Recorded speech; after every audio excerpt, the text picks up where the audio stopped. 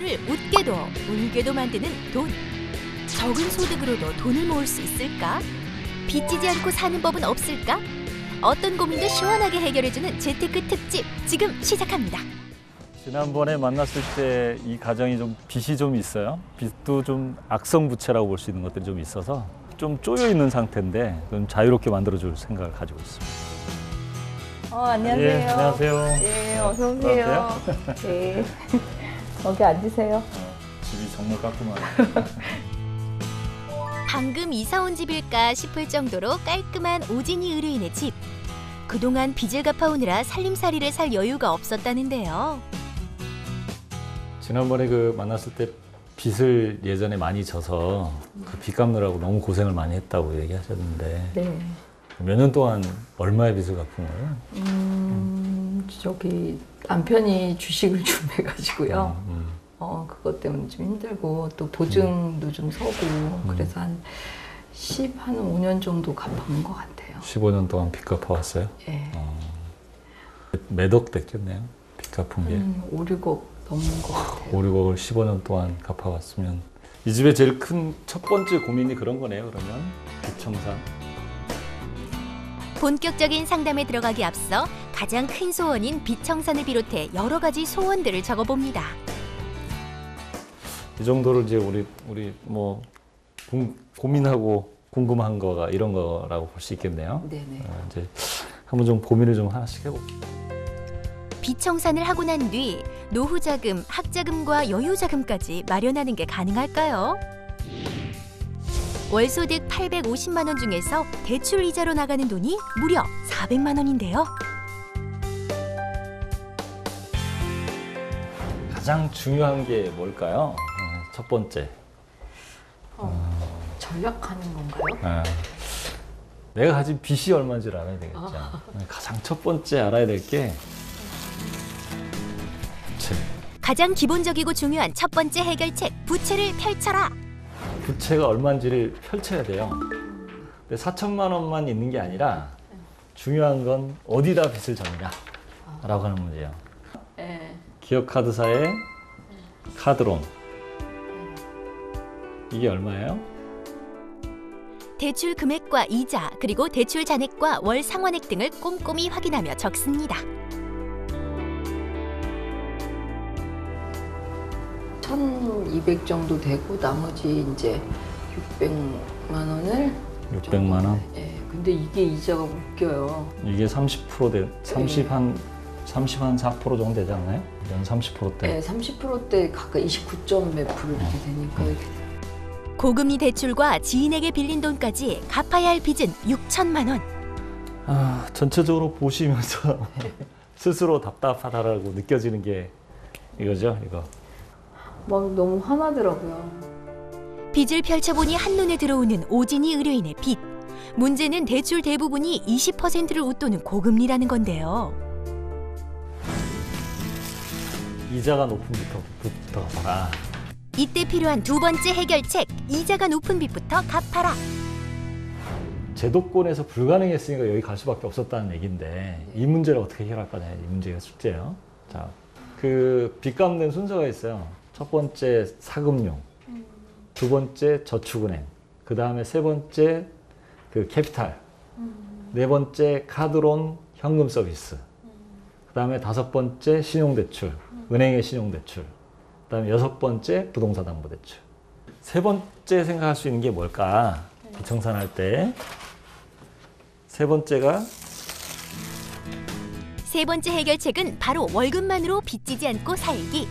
빚지지 않고 살기 위해서 노력하고 있어요. 근데 빚을 갚아 나가고 있으니까. 그런데 그 문제에서 보니까 빚을 갚을 때마다 이벤트를 해결할 새도 없고 늘 바쁘기만 했다. 마지막 빚 갚다 지친 삶에 활력을 넣어줄 이벤트를 가끔씩 하라는 것인데요. 자, 부채를 펼쳐봤더니 빚은 너무 많지는 않은데 이자가 너무 높은 것만 잔뜩 있고 그거에서 빚을 갚아가면서도 쪼들려 살고 있는데 뭐 특별히 많이 쓴 것도 없는데 그렇게 살면서도 내가 따로 소비를 더 많이 하거나 그러진 않았기 때문에 크게 빚지지 않고 살 수 있는 구조는 돼 있는데 즐길 새가 없어요. 이걸로 보면. 왜냐하면 모을 수 있는 여유가 없으니까. 빚 갚기 바쁘니까. 그럼 이 문제를 어떻게 할 거냐? 이게 이제 숙제죠. 네. 금액이 별로 안 되는데 어쩔 수 없다는 이유로 이자를 너무 많이 내고 있는, 한마디로 얘기하면 악성 빚이에요. 악성 빚. 그러니까 너무 심한 빚인데 이걸 해결하는 방법이 이제 제도에서 이걸 풀어주는 게 있어요. 상환을 잘 하고 있다. 연체 없이. 그런데 고금리다. 이때 해결하는 방법은 금융감독원에서 지정한 바꿔드림론 또는 한국 이지론. 바꿔드림론이란 고금리 대출을 가진 채무자 중 자격 조건에 맞는 사람들에게 금리를 8에서 12%까지 낮춰주는 금융제도인데요. 자격 조건과 신청 가능 유무는 국번 없이 1397번에 문의하시면 보다 정확하고 자세한 상담이 가능합니다. 바꿔드림론 반드시 해야 되는 게 30%면요. 300만 원. 300만 원에다가 30% 곱하기 300만 원 곱하기 4 하면 4천만 원 대출 받아서 1,200만 원 이자로 나가는 거죠. 그렇죠? 근데 그걸 3분의 1로 줄여보면 그 400만 원이 되잖아요.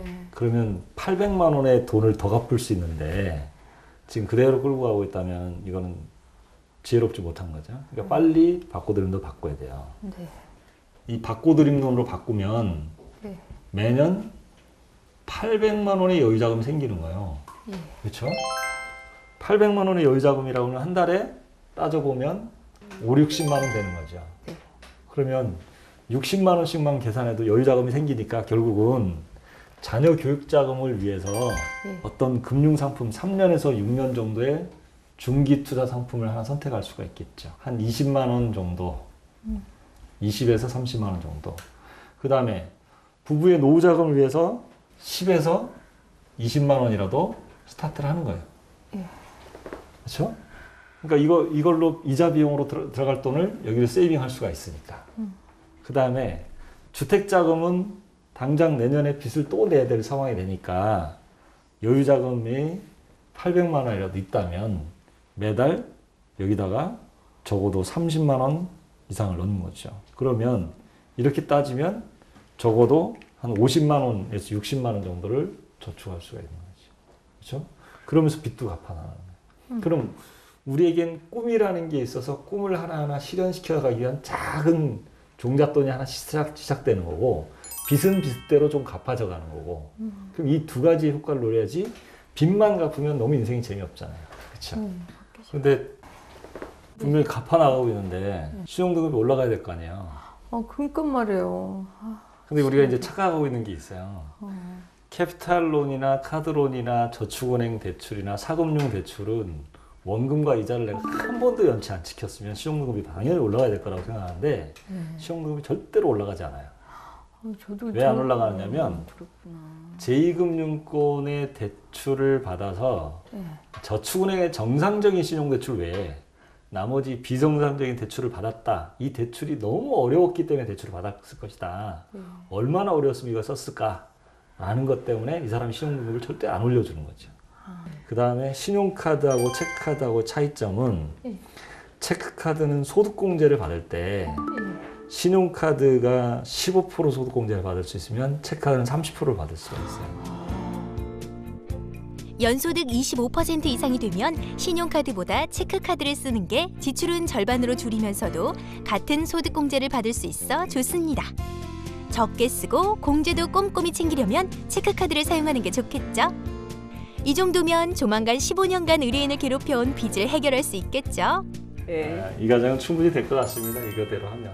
이제 빚으로부터 자유로워지면서 우리 가정이 좀 더 행복하고 더 희망찬 시간들을 많이 보낼 것 같습니다. 너무 감사합니다. 네.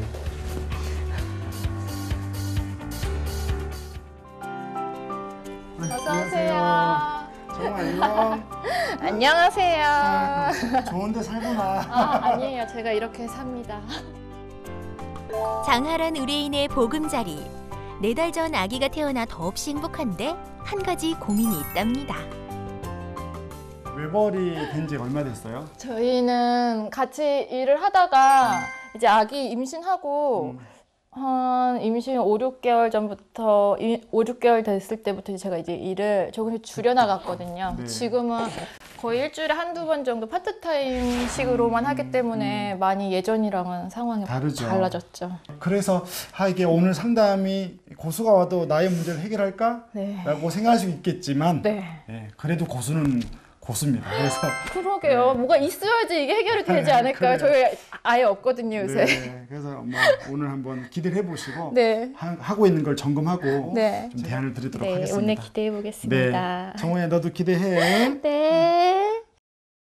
외벌이 소독 때 되게 많이 지쳐요. 힘들고. 그래서 이걸 잘 유지할 수 있도록 좀 시스템을 만들어서 지치지 않고 기쁘고 마땅히 시간을 잘 지날 수 있도록 좀 도와드리고, 두 번째는 뭐 내년 정도가 될 것 같은데 다시 맞벌이를 한다고 그러셨거든요, 사무실에서. 그래서 맞벌이가 되면 이렇게 유지한 걸 가지고 보다 빨리 대출을 갚고 순자산을 늘려가고 좀 돈을 많이 모을 수 있도록 이렇게 두 가지를 도와드리고 싶습니다. 외벌이가 된 뒤 소득이 절반으로 줄어든 장하란 의뢰인. 340만 원의 소득 중 220만 원을 지출하고 있는 상황입니다. 통장 있으시면 통장 가지고 와야 네, 돼요. 다 가지고 오세요. 다요? 네. 네, 뭐 제가- 통장에 돈이 있든 없든. 네, 제가 네. 숨겨둔 게 있는데 네. 한번 찾아보겠습니다. 네. 통장 개수를 보니 알뜰살뜰한 것 같죠? 그러니까 이게 지금 그냥 입출금, 그냥 자유 입출금 통장인 네. 거죠. 어떻게 만들다 보니까 이렇게 통장만 쓸데없이 많아졌어요. 네. 의미 없는 네. 어떤 가치나 의미를 부여하지 않고. 예, 여기를 보세요. 제가 준비한 겁니다. 네. 장하란 씨 가정을 위한 통장 쪼개기 비법이 이 5가지가 여기에 숨겨져 있습니다. 아, 진짜요? 같이 풀어보도록 네. 풀면서 공부를 하도록 네. 하겠습니다. 1번. 네. 월급 통장도 결혼시켜라. 김의수 고수의 첫 번째 해결책은 월급 통장도 결혼시켜라. 저희는 결혼 전에 약속을 했던 게 저한테 다 넘겨주기로 해서 음. 신랑의 요새는 거의 다 인터넷 뱅킹이니까 그런 공인 인증을 저한테 다 줬어요. 그래서 신랑 월급날 저한테 문자도 신랑 통장 저한테 오. 문자 다 오고요. 신랑은 그래서 그런 거 제가 다 한꺼번에 관리를 하고 있어요. 야, 그럼 이게 1번은 이미 된 거예요. 네. 네. 와, 아. 5개 중에서 네. 첫 번부터 지금 단추를 잘 끼웠어요. 남편 통장으로 생활비를 다 쓰고 아내 통장으로 저축을 다 한다. 근데 이게 안 맞는 거예요. 그래서 우리가 결혼하면 하나가 되잖아요. 그래서 저는 월급 통장도 하나가 되고 통장을 합치라는 건데, 이미 장하란 씨 가정은 남편의 큰 도움으로 잘하고 있으니까 1번은 합격이 되겠습니다. 네. 2번. 2번은 아마 안 될걸요. 이건 네. 뭐죠? 두 번째 해결책, 이벤트와 비상금 통장을 만들어라. 차가 갑자기 고장났다. 그러면 어떻게 할까요? 저희는 가장 큰 문제가 그건 것 같아요. 큰 돈을 융통할 만한 곳이 없어서 네. 카드를 쓰고 그렇죠. 이제 메꾸는 수밖에 없어요. 이벤트 통장은 매달 나가진 않지만 예상 가능한 지출을 위한 통장이고요. 비상금 통장은 예상하지 못했던 지출을 대비하는 통장입니다. 이런 돈들은 먼저 넣어두고 하는 건데, 그런 입출금은 요즘 증권사에 가면 CMA라고 있습니다.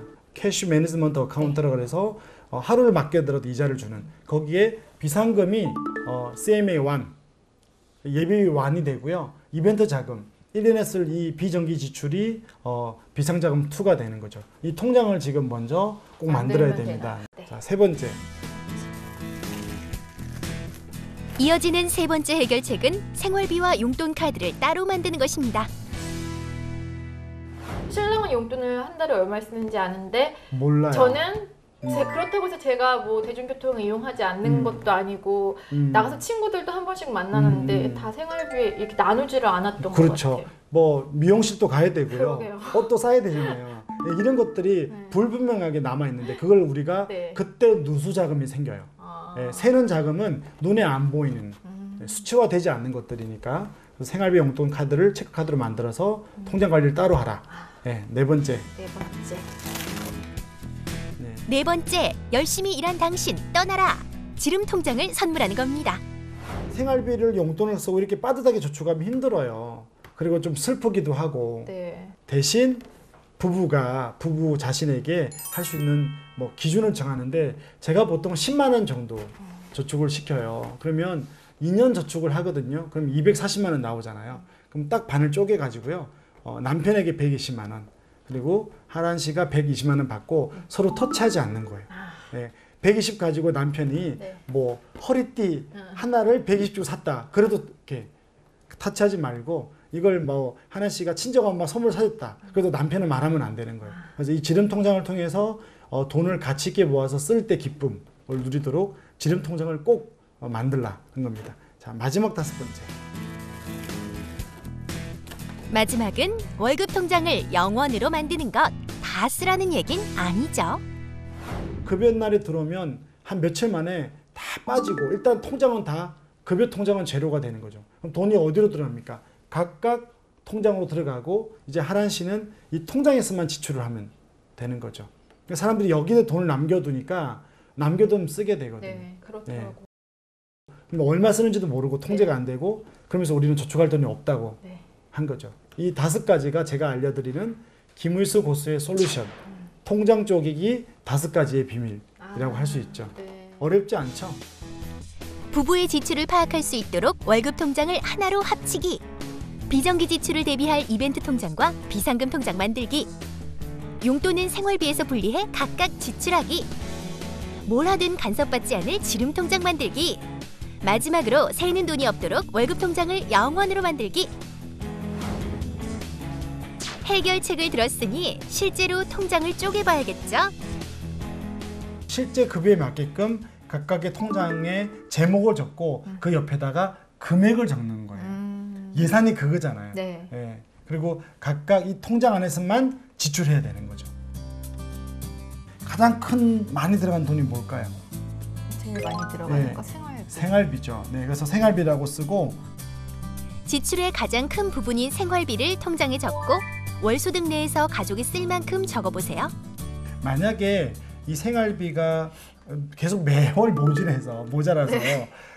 비상금 가져오면 그때 생활비를 늘려야 돼요. 늘려야 네, 그래서 이거는 뭐랄까 숫자가 문제가 아니고요. 가장 중요한 건 사람이 먼저예요. 네, 이걸 막 지키려고 하다 보면 지치거든요. 제가 좀 요구하는 건 오랫동안 할 수 있도록. 네, 너무 힘들면 한 10만 원 더 올려서 네, 그렇게 해서 네. 좀 해보면 그래도 안 한 것보다 낫다. 네, 그럴 것 그러니까요. 같아요. 2번째가 뭐 기억나요? 2번째 많이 들어가는 게 2번째 용돈. 용돈이죠. 그래서 여기는 용돈도 분리시켜라. 그래서 남편 용돈이라고. 남편 용돈? 네. 그럼 제 용돈은 아까 20만 원. 20만 원. 괜찮으시겠어요? 한번 해보죠. 뭐. 네. 처음으로 이제 결혼하고 처음으로 만들어지는 제 용돈. 예, 장하란 씨 용돈. 그리고 의외로 많이 쓰게 되는 아이 양육비를 적을 텐데요.